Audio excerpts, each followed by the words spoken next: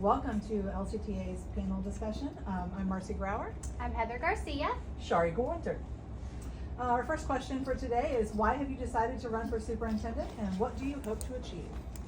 So, first of all, it's been a life career goal dream. I feel like my experience at all three levels, and that being elementary, middle, and high school, my commitment to excellence at all those schools gives me the qualifications. As far as what I hope to bring is, first of all, better student achievement, better performance for our schools, better work quality for our employees, that being non-instructional staff members, instructional staff members, administrators across the board, being a listening ear, and hopefully making our district function differently.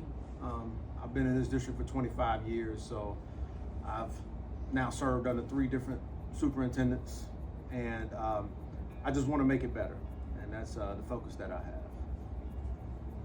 You started to talk about this, but we'll go on to question number 2. What's your background and experience with schools and public education? Okay, so first I was a coach at Leon High School, and then I became a history teacher at Swift Creek Middle School, and beyond that I was a history fair sponsor.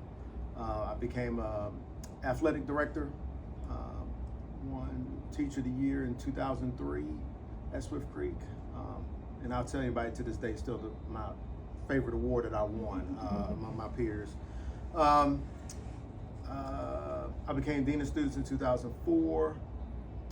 In 2005, Mr. Mumford, who was the superintendent, appointed me to be the assistant principal at Charles High School.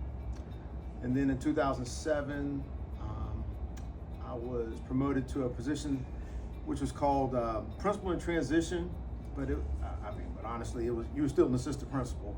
And then in 2008, I became principal at Springwood Elementary, and so in 2007, I was serving there as assistant principal, and then the next year I took over as the principal. And that was my first school I was principal. Matter of fact, if you go there to this day, you'll see this milk dud right there in the middle of the hallway. I had the privilege of turning that school from a C to an A. I think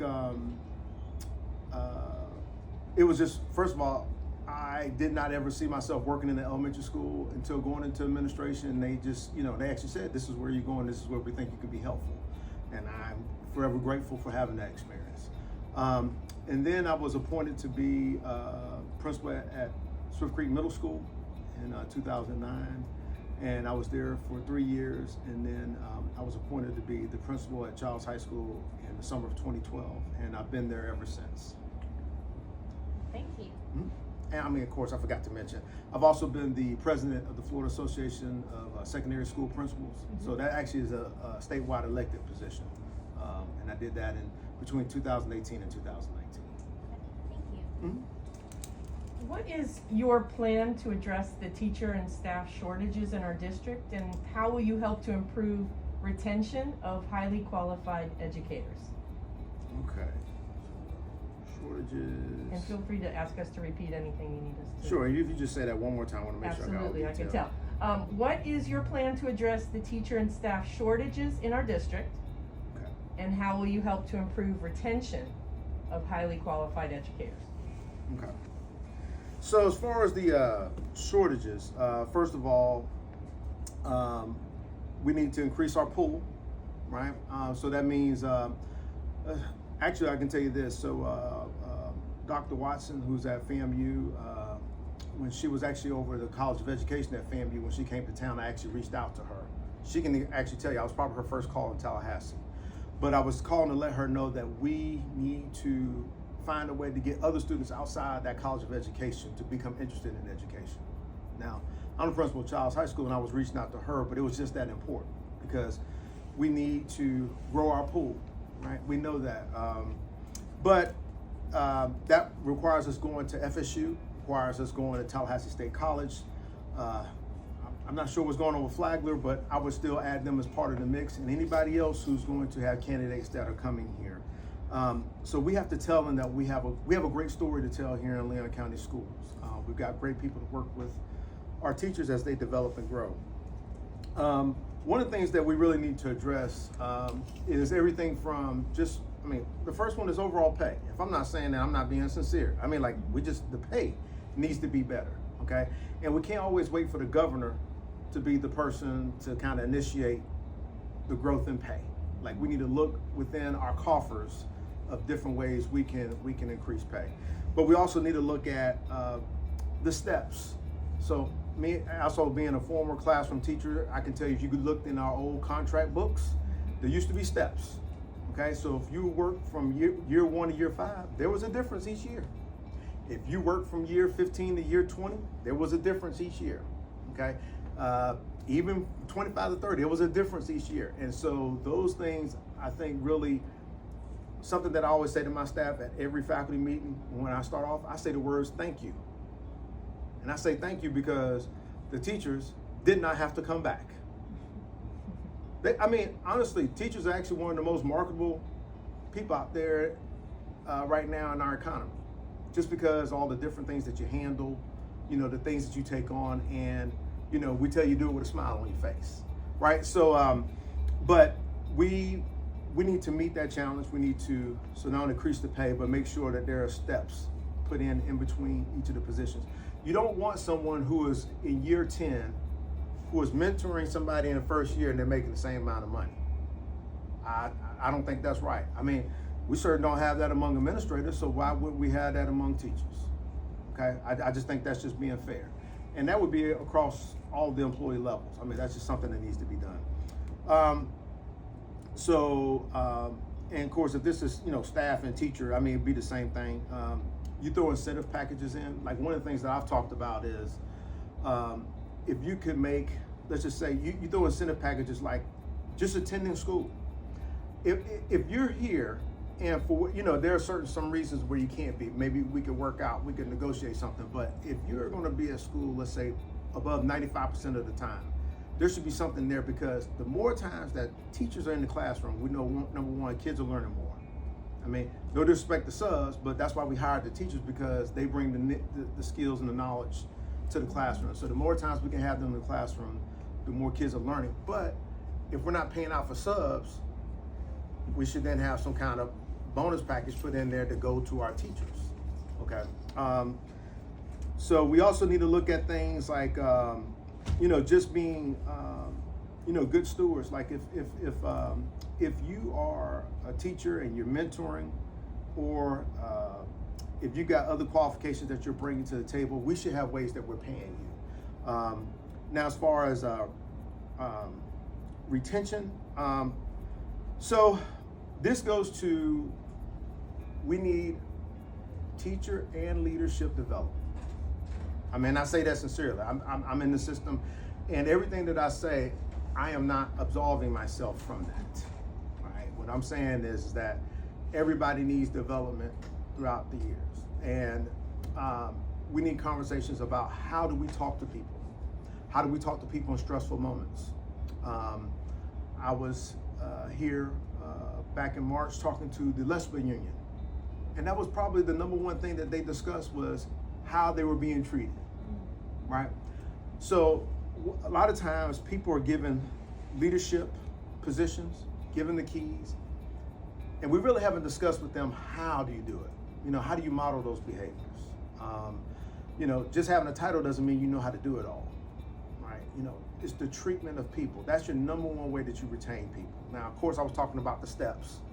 And I think we also need to look at other ways, and even talk to the teachers and the staff members of other ways they can see bonuses put in. Like they say, like get together a group, say, I will work towards that. Because just thinking, it's a little bit self-serving if I sit here and I say, I got exactly all the ideas. I've got a number of them, but it should be in collaboration, right? But as far as the retention, it needs to be a constant focus. And even for people leaving, we really need true exit interviews, good, bad, or indifferent. Good, bad, or indifferent. Sometimes you've worked as hard as you can, and I remember this as a classroom teacher, and somebody can still say, I thought what you did stunk. And so you have to be okay with that. And but if we're going to grow, and that needs to be throughout, you know, and just like when we're doing surveys, I don't think surveys should just be for administrators and teachers. I think surveys should be for everybody in the district. So if you're at the transportation compound, there should be a survey. If you're in the district offices, let's just say you're in finance, you're in benefits, there should be surveys about the service that you're giving. We should all have our feedback on how we're performing and what maybe we're neglecting. So, of course, I forgot to mention on the part of the incentive packages is benefits, right? You got to increase the benefits packages. If we can find ways to drive down the cost that people are having to take out per month, I mean, it says a lot. And I can sit here right now and tell you, my wife works for the House of Representatives. I am on her benefits. It's because it's cheaper. I'd be crazy not to, right? So it's just, we really need to do that for our employees, find ways to drive down the costs and so they can have more in take-home pay. Please share your position on school choice, including charter schools and private schools that receive taxpayer dollars to fund student scholarships. Okay. So, school choice.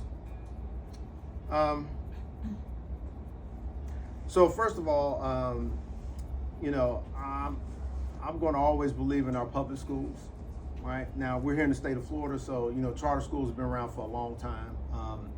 There used to be a time when the pots of money were separated between public schools, charter schools, and even Florida Virtual School. I don't want to get too far in the weeds, but it used to be different pots. When they kind of merged the pots, we all became like crabs, okay? But I believe in choice, especially for local school, you know, for parents, you know, because they're doing just the best for their kids. But, you know, as far as choice of taking dollars to private schools, that's a little bit different, right? So, you know, I'm a realist. I'm part of being pragmatic. I pretty much know in our, you know, at least the way things are set up right now, they're never going to, you know, put the same measures of accountability at a private school that they will public schools. But here's what I actually would ask if I was talking to any legislature. I mean, just as plainly as we're sitting here together. I would ask them that I don't need the principal tested. I don't need their teacher tested. I don't need anybody else on their campus tested. But I would like to see the student tested. If you're going to take tax dollars, the tax dollar itself requires the same scrutiny. And so to know whether, I mean, I think taxpayers have a right to know how well is that tax dollar being spent and what's being done as far as the education that child is receiving. I think that's only fair, right? If you got a public hospital or a private hospital, the specs don't change, right? And so just who's running it may be different, you know, but the specs don't change. And so now as far as like, you know, going back to public schools, you know, parents, they want what's best for their kids. Now, part of my job being a superintendent is to make every school perform to a certain level. I mean, the thing you want most is whenever somebody buys a house, you want them to believe in the neighborhood school, the school they got right down the street, right? So that's the thing that you really got to spend time on is, you know, we've had this big discussion here lately about rebranding. And my argument was that we don't rebrand the district, we rebrand schools because people see schools, okay? Before I mentioned Springwood, Swift Creek, Childs, those schools are the brand. You know, when I came here, I didn't even think about Leon County Schools as a district. You know, when you're here as an adult, you understand there's a district that serves it, but it's really the individual schools. And how do people feel about a school? That determines, and you'll have an entire family. They got 4 kids, all 4 kids come through a school.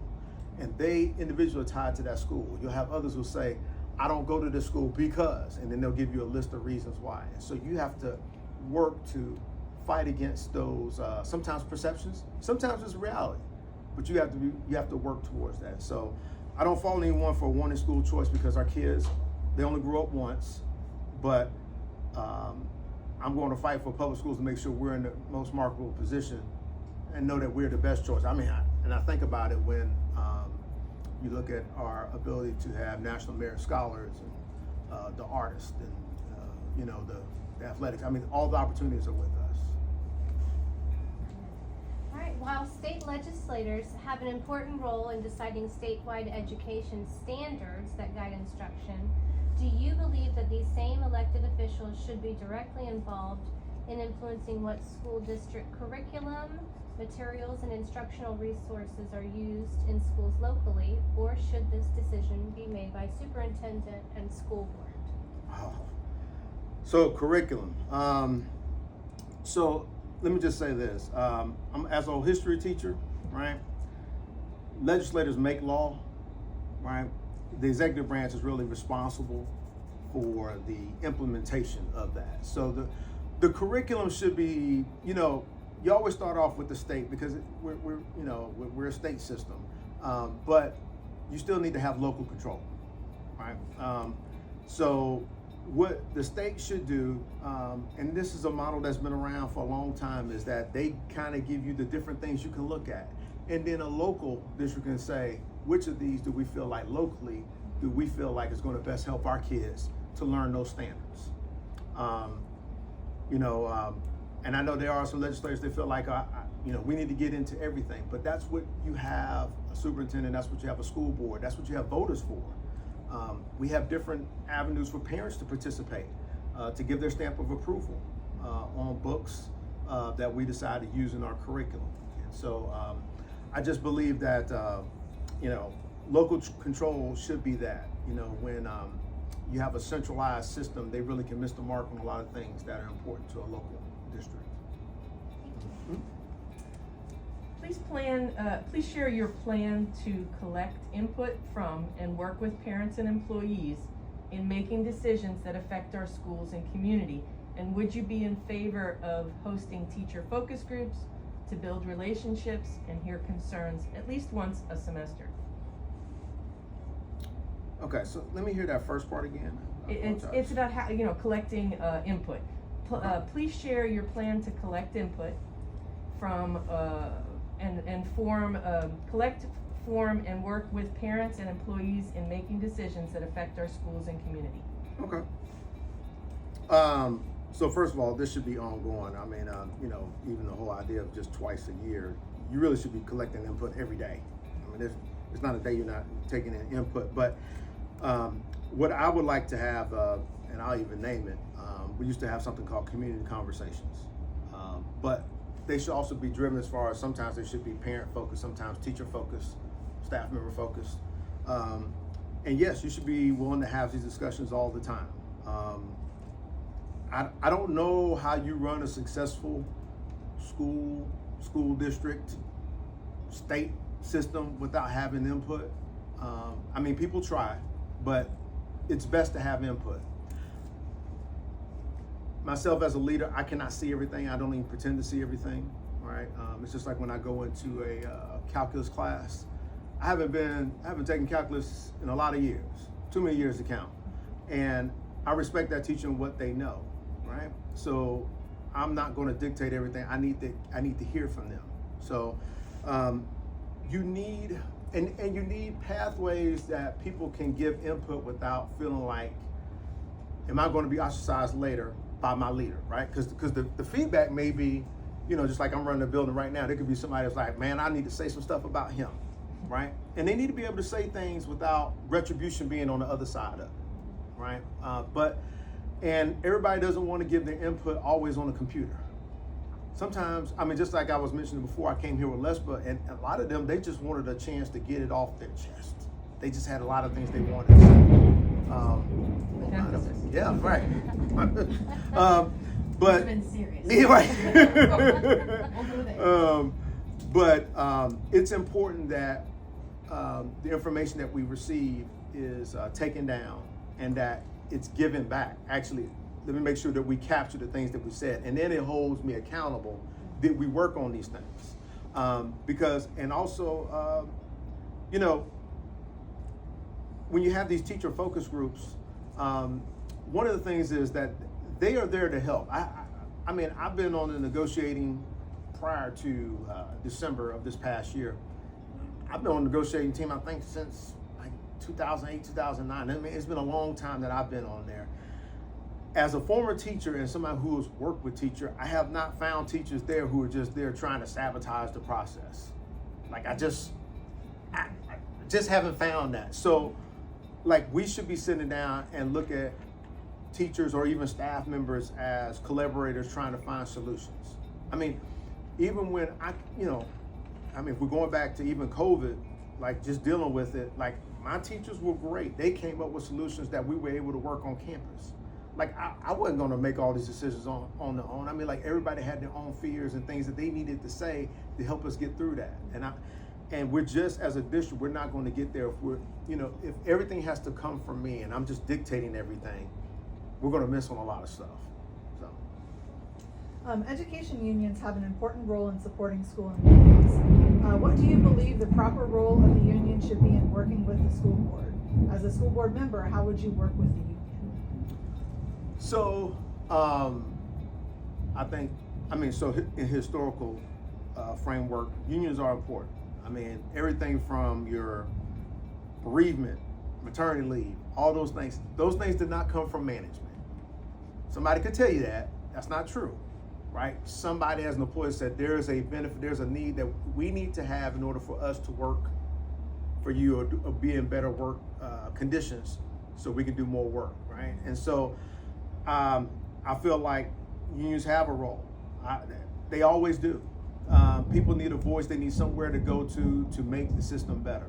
We should be collaborating all the time.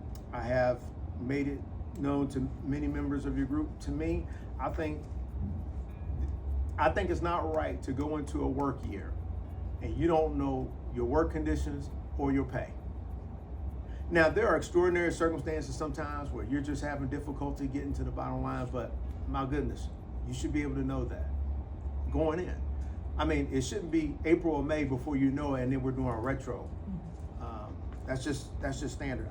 But also, you also need to make sure that you got people at the table, number one, who have experience of understanding what the work conditions are. Like a lot of times and I'm saying this from the management side of things, we've had people at the table, no disrespect to them, but they haven't been in the trenches.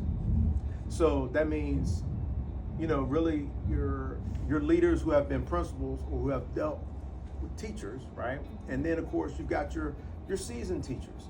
And because, like I said, I found the teachers to be very understanding, because sometimes when we've made a complaint from management and say, hey, your colleagues act like this, teachers are reason to go, yeah, we know that. And really, when you have that kind of dialogue, nobody's trying to one up each other, right? I mean, you're trying to be good stewards of the money, but we're also trying to make sure the conditions are at a place where people feel like they can want to join, the profession and want to stay. And so that's where we need to meet. Like, this is not about my feelings or how I feel. Like, I put that aside. I mean, I'm running a high school, but those meetings were so important. I always left because at the end of the day, it's helping out all my employees at the same time.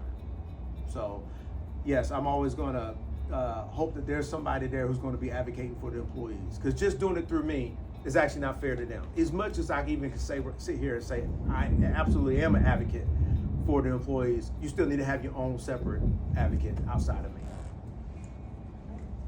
Moving on to student behavior. Student behavior in attendance has become a serious problem for educators. What ideas do you have to support administration and teachers to address these issues while maintaining safe schools?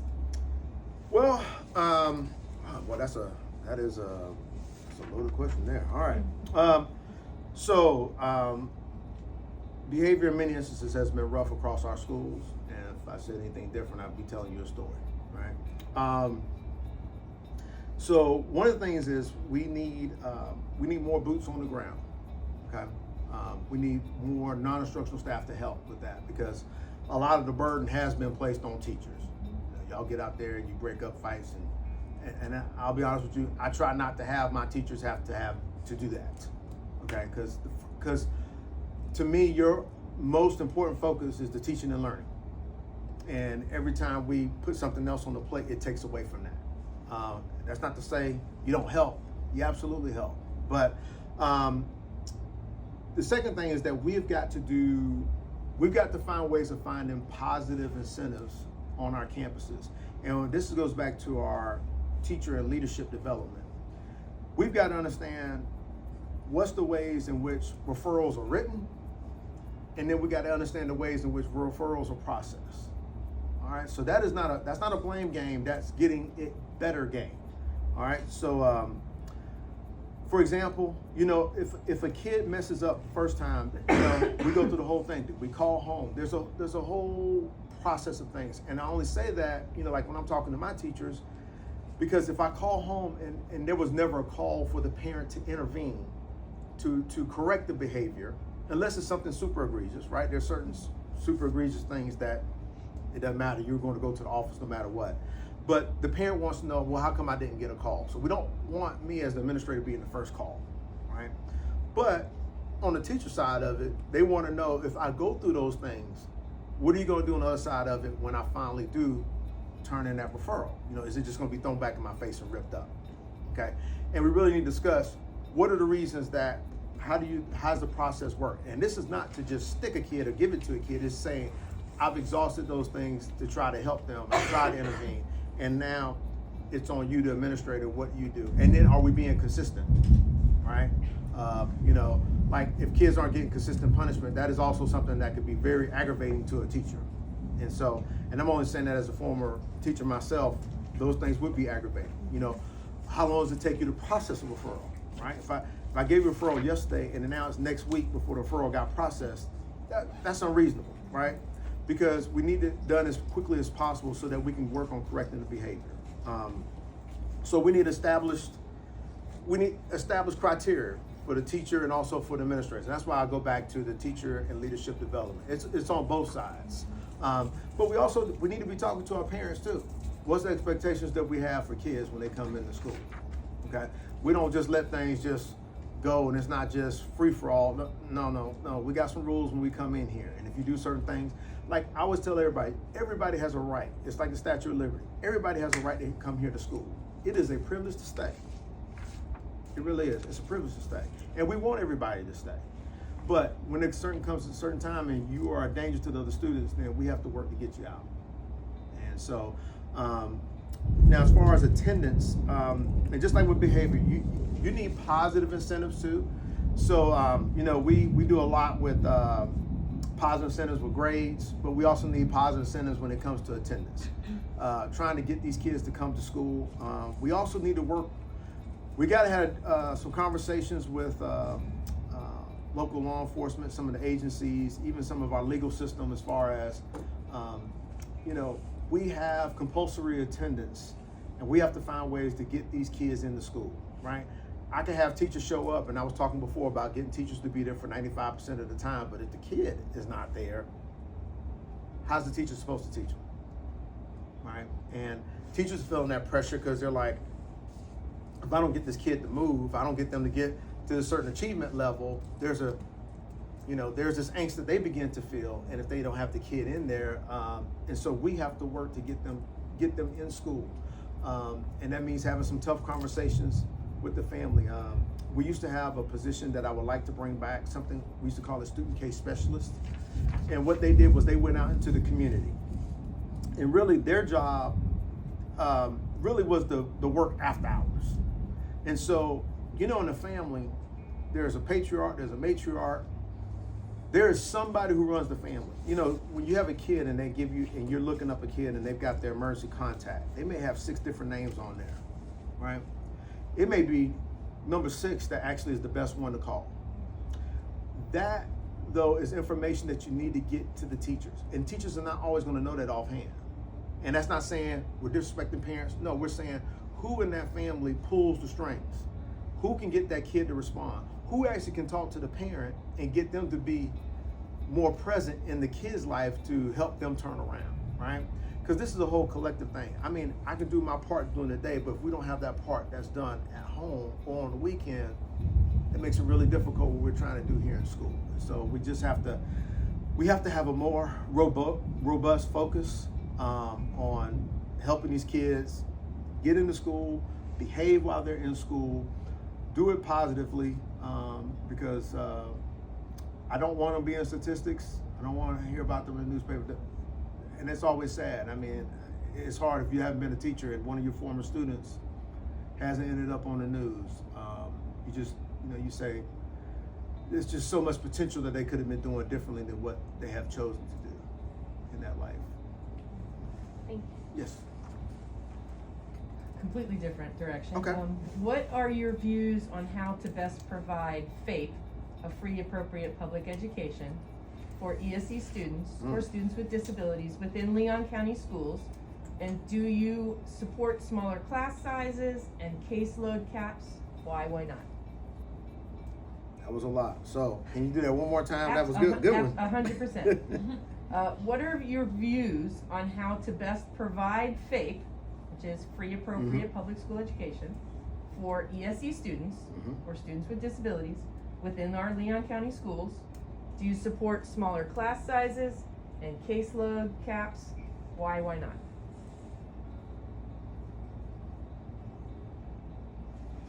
Okay, so let me go start on the end part of the caseload caps. I do support that, okay? I've actually, even when I've been on bargaining, I've actually supported that. And that one is so let's just back up for a second. So when we're talking about our ESC students, we're talking about federally protected students. Federally protected. Sometimes people forget that, all right?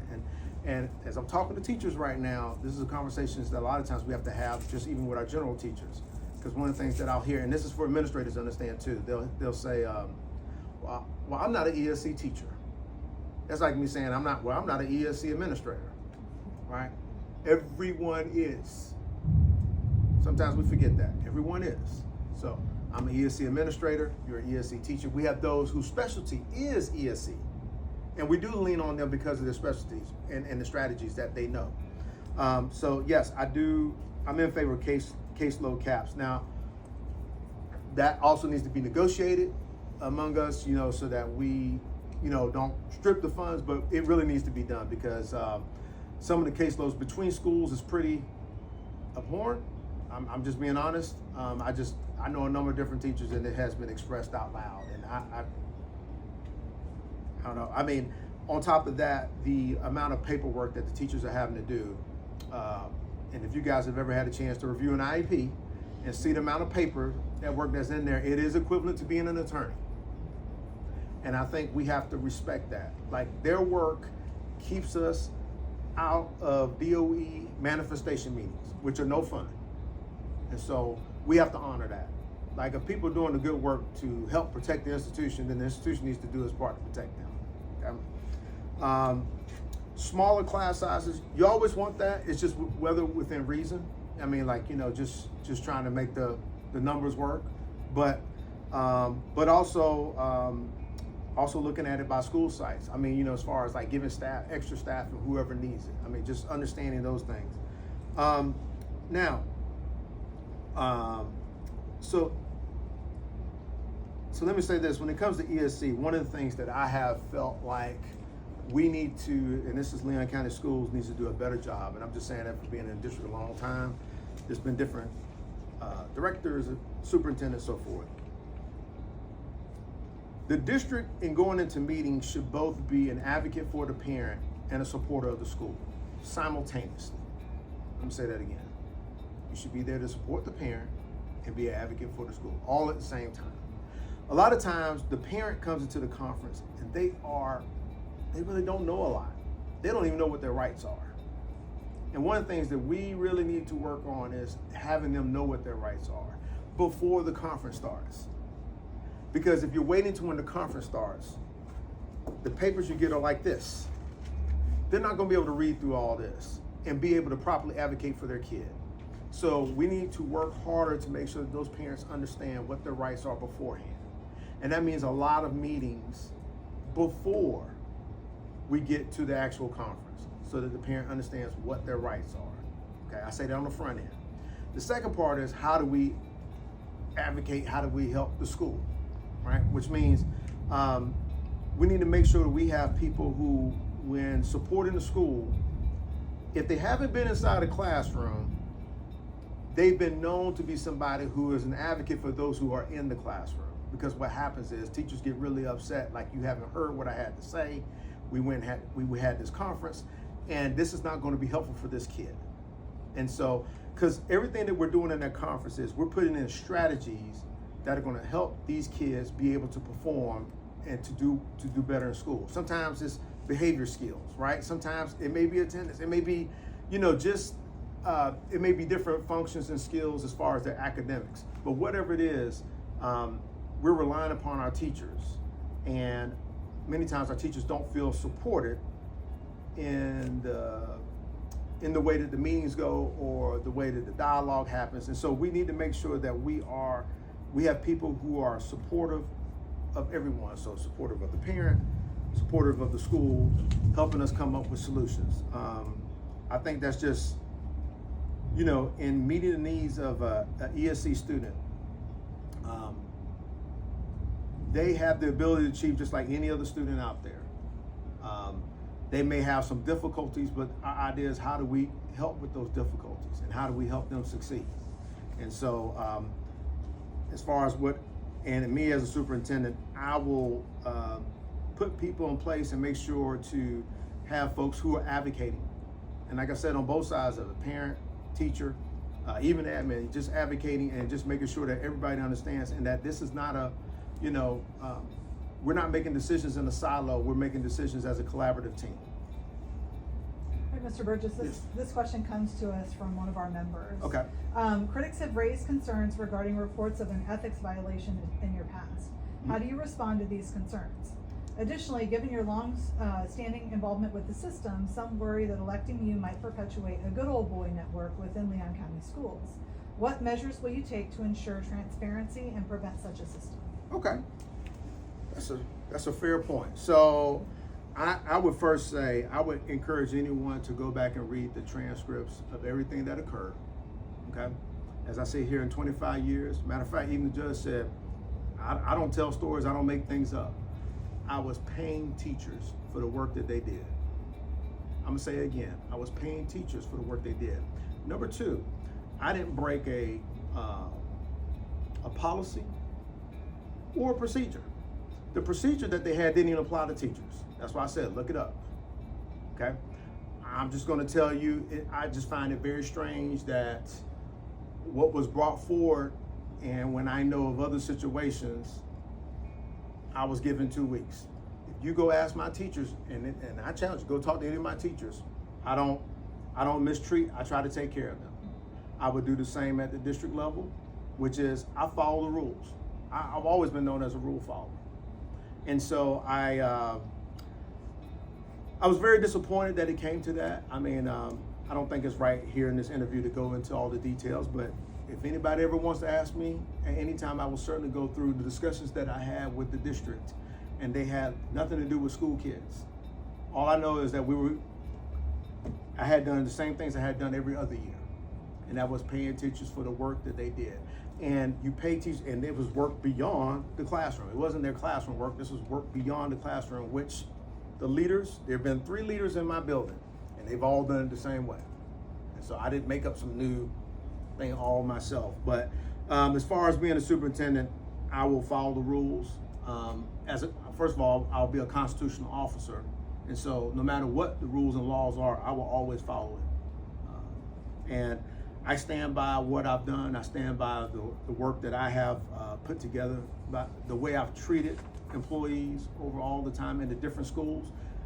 I welcome anybody to talk to those who I've had under my charge, and I will continue to do that. All right, we're going to go on to, given that Leon County School District emphasizes the goal of fiscal responsibility, and the state of Florida now has a financial literacy as a high school graduation requirement, some think that Leon County Schools should go a step further and offer financial literacy support to our school communities for our students, parents, and staff as a way to combat some inequities. Do you agree? If not, why not?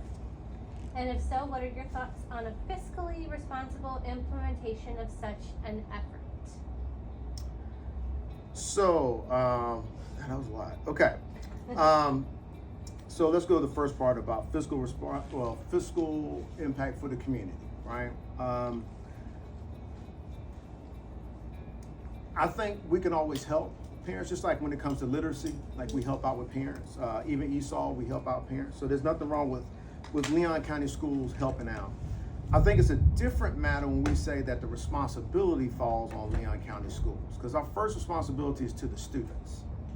And then now subsequently, their parents, because they're supporting their kids, we can also help them. But the greater community, what we would need to do, and this is something that I would want, is we need a more collaborative relationship with our city and county commissions.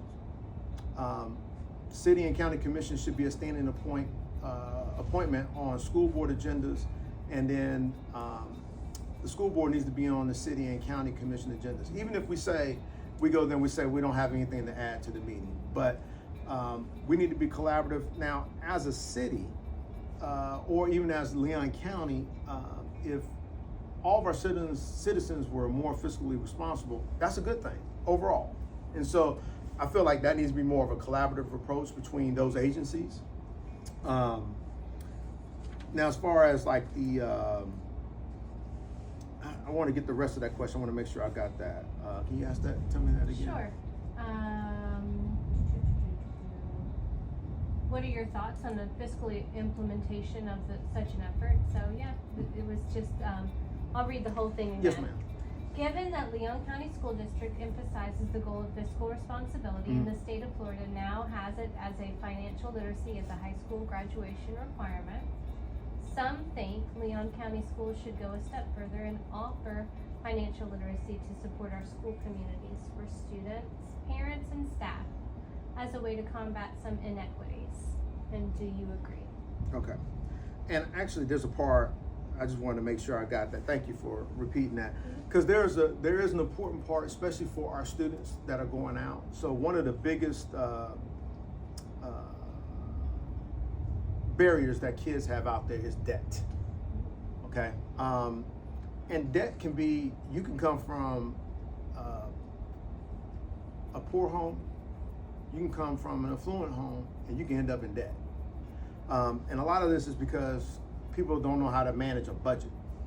Like when I went to high school, we had a class that dealt with, you had a credit card, you had a small business, right? They taught us how to balance your checkbook, right? Because many things are online right now. Kids don't know that you need to actually be checking every day, right? You need to be checking your ledger, because you could forget about a purchase that you made a couple weeks ago, and the purchase is not landed yet, which is why you should be keeping up with your own ledger to make sure it matches out. But these are things that people need to know, and they need to be warned about the word variable, right? So just like buying a home, fixed rate versus a variable rate, right? So and you always tell them, like, the variable rate, most such as teachers, like riding a roller coaster, and when it's down, it's great. Real low cost, but what you're worried about is when it gets back up here, and can you handle that? And now, being that teenagers are still learning, still growing, do they know all the seriousness of it? No, but the more times you have the conversation with them, and the more time that we can give them ideas of how to handle, if they're going out getting jobs, if just managing the money, as they get more money and they get other jobs, we're hoping that they're more responsible with their money, and that's going to, in a sense, help out the city of Tallahassee, as we grow and we have new contributors to our community. Thank you. Yes. Right, this one switches to communication and internet. Okay. Given the significance of communication throughout any organization, all sectors of Leon County Schools community should have reliable home internet access. However, this is not true for every Leon County School family and staff person. Despite some of the programs that are available to assist select groups, what would you propose to assist those in Leon County Schools community that do not have access and do not qualify for existing programs to address this? So this is similar to the last response, which is that we need collaboration with our city and county partners, okay? But we also need to talk with our civic groups and our faith-based groups to help us out, because just because we ask doesn't mean people always tell you, right? So we have to, we got to dig down and get information. And remember before I was talking about student case specialists, that would be part of the things that they would do to say, what do they even have at home? Because we know in our city, even across our state, we have what we call that digital divide, right? You know, access to information,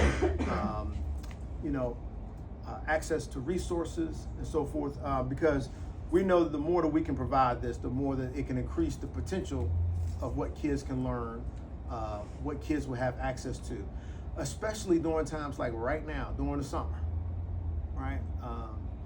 So we would need to work on collaborative efforts to make sure we can get these homes up, up to speed or up to grade. Because sometimes even if they have internet, it may be slow, it may be a bad service.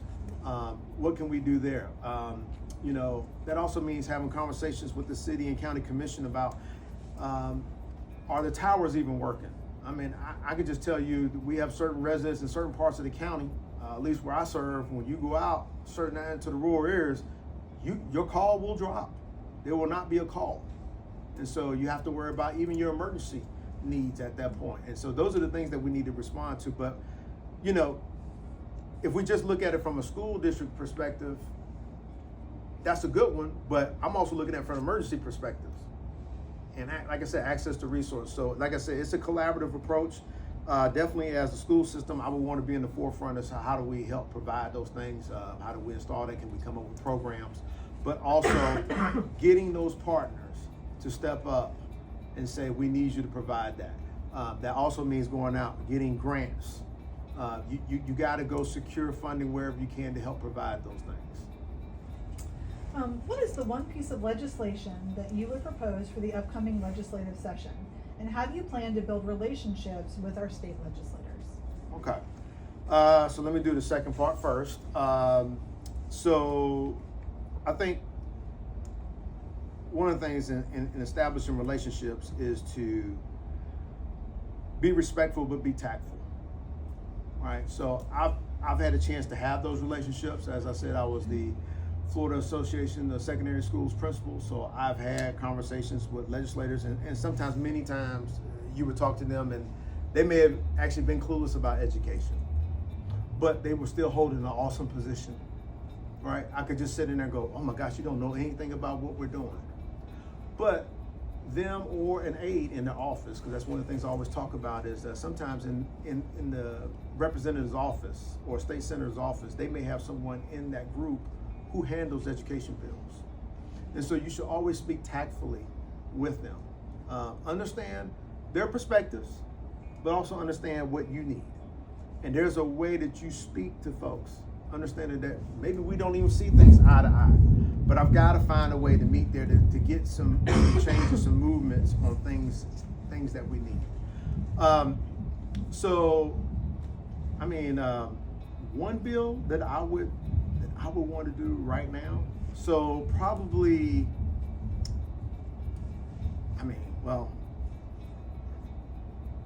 it would probably trying not to get myself in trouble, but of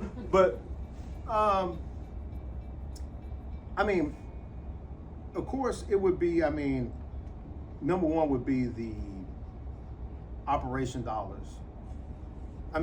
Because that does come out of legislation. It would just be the operating dollars that are given to districts. Now, I know there may be people out there who says, well, I don't even think you guys are spending the right to begin with. And there's different arguments there. But I will say this, and I say it for anybody out there.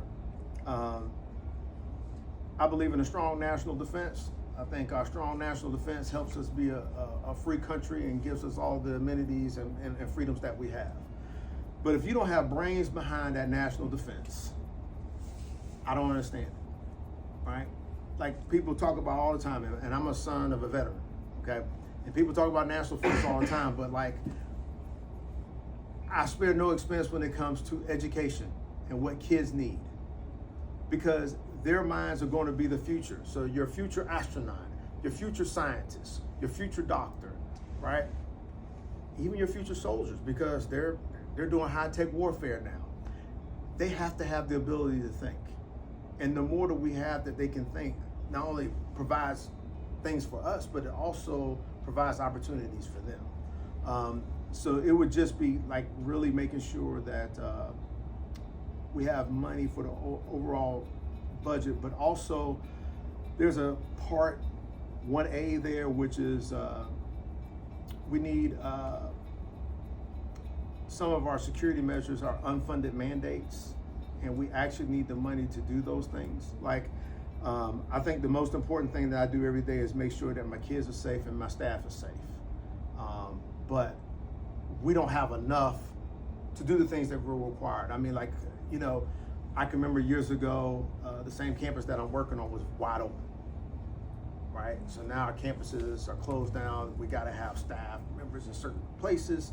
We even have to have security for night events and things like that. But we need funding to help out with those things to be as safe as we want to be. There is a, I don't know if you guys are familiar, but there's the governor has a grand jury that can meet at any time, that can convene at any point. And they can call up members of a school district. And I want to faithfully take care of my district, but I also want to make sure that I've got every fund available to do that. And so on my end, that would be the first thing I'll probably do is just say the funding for a district. What steps would you take to understand and protect the needs and the rights of our LGBTQ plus students and staff? That's part one. And part two, what do you think would be your greatest challenge as a superintendent to support these populations in our schools? So, I mean, the biggest challenge is just how people feel. That's always your challenge. I mean, because people's feelings are all over the place, and you're not going to please everybody. So but my responsibility is to take care of my staff and to take care of my kids, whoever they are, and whatever they believe. Now, as a constitutional officer, I have to do it within the guidelines of the law, but it also means that I also have to advocate if people need more protections. And so, but you also have to train up your staff, and you have to train up your students for how we deal and encounter one another. And so one of the things that I talk to my students about is I don't need everybody to like one another. That I would prefer it, right? That's a preference. But I do need them to respect one another. And so just like if somebody has an issue, they walk to the left, you walk to the right. It's just because school should be sanctuary. It should be a place where you're not bothered because of who you are or what you believe. But it's incumbent upon the leadership, it's incumbent upon the staff and employees to take care of each other and then also take care of students. So, because sometimes there are issues between employees, right? If we were just talking about students, that's only one part of the conversation. We got to also talk about how employees treat one another. And so just as much as we need to be talking to students, we need to be talking to employees. And so like, if you have something, terrible you are thinking or saying, like, you don't need to speak it. You need to let people be in peace. And so stay positive or move on. And that's really what we need to do. But we need to make sure that our students, especially LGBTQ students, feel supported and loved. And you got to and I tell everybody, I tell all my students, I love every one of them. And even for me, I actually love those who hate me. It's a different standard, but really that's, when you're in education, that's where we need to be. Because sometimes we'll even serve a family that may not even like us, but I'm still going to serve your kid. And I'm going to take care of them. Well, this is the finish line. Is Okay. there anything that we've not covered that you would like to add? Anything? Wow. That's the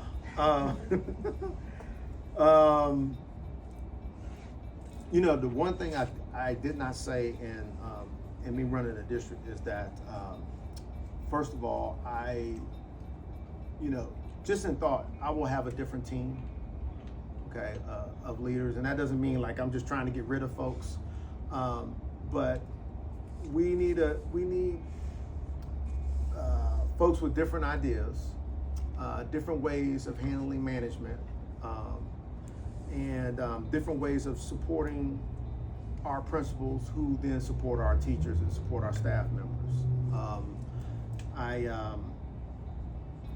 I will, I will always be available. I mean, like I said, my first job in this district was being a coach and a teacher. I will be a listening ear. I think my record over time expresses that. I will continue to have those conversations, even beyond this interview that we have here today. I think it's a continuous discussion. I'm a school nerd. I love talking about school. I have a wife and a family they know. My wife is a former teacher. We talk about school all the time. It's just part of it. And I live it and breathe it. I'm just one of those that I want to make it better. I have a hard time that, we say, we want something to be better, but we keep doing the same thing. Okay.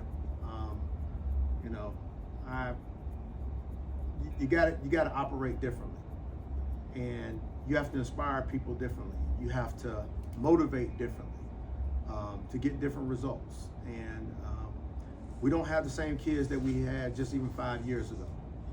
And so we have to respect that. We have to honor that. And I hope that, I hope to have those community conversations with the teachers. I'm one of those. I'm not scared. I go into an arena, and I don't need people coming with me. I don't need no handlers, right? From where I am, even if it's hostile, you got to hear it. That's part of it, I promise you, where I work, I've had some hostile conversations. I've been in some rooms where people have been mad with me, and I'm okay with that. Because I told them, like I just said, I still love them. So I'm going to serve them. And that means sometimes hearing that I don't think the level of service that you provided was good enough. It stunk. And I'm okay with that. But that's how we get better. And I think our kids and our community, they deserve it. I want to get us back to being a perennial top 10 district. I mean, I really want to be number one, but we just need we need to be up there. We used to be the Mecca where people came for their advice, and I want to get us back to that. And we have that potential. We really do. All that's still here. Thank you.